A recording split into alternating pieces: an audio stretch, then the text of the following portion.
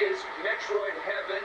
We've been waiting a long time for this game, and Nintendo delivered on all accounts. The graphics are awesome, the sound effects are awesome, the music is really cool and spooky and moody. I love all the parallax scrolling. I love the enemies. I love the weapons. This is a great game. 9.5, Metroid Fusion, must buy.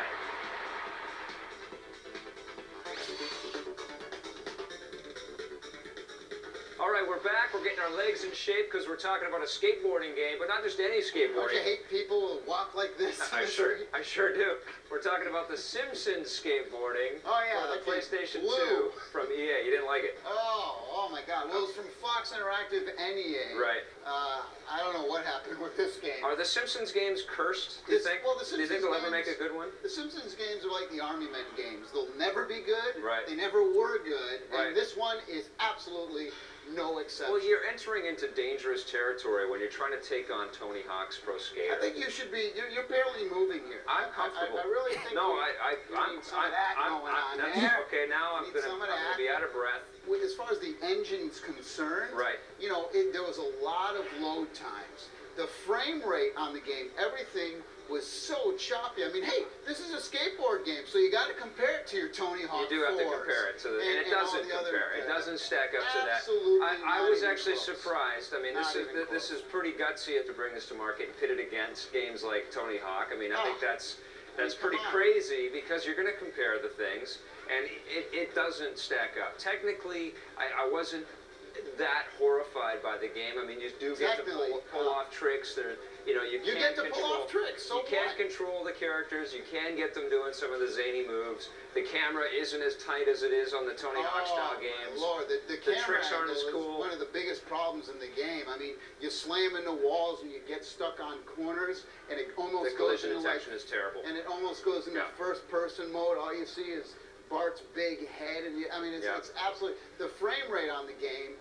is poor. They actually put some texturing and coloring on some of the environments and stuff now, and you get all kinds of traffic and stuff whizzing by. It's not like it's a big empty area or anything like that. The stunts that they have in the game aren't really that good. The voiceovers, although were created for the game, are extremely repetitive. They are repetitive, but they are the voices from the show. Nose grab.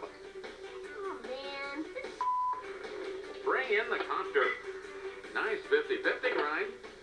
Oh man, that's fantastic. The idea is kind of cool. That's all right. I think that the idea of having the Simpsons skateboarding game? skateboards, well, in the same way that having Spider-Man. I think you need to be going fast. No. Okay, enough with that. I think it's in the same way that Spider-Man was a playable character in Tony Hawk. This would have been perfect for them to put Bart Simpson into a Tony Hawk game. That's where they should have gone with this. Don't try to take Tony Hawk at his own game if you're not going to come with a good game.